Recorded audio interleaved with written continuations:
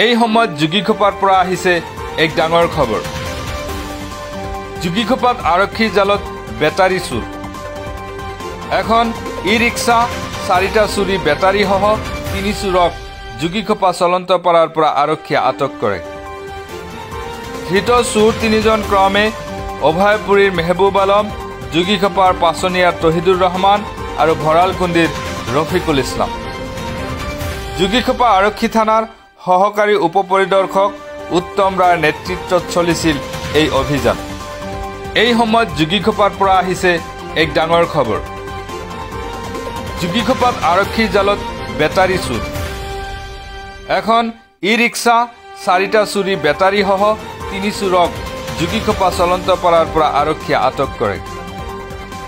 ধৃত চুৰ 3জন ক্ৰমে অভয়পুৰীৰ মেহবুব আলম, যোগীঘোপাৰ পাচনিয়াৰ তহিদুৰ ৰহমান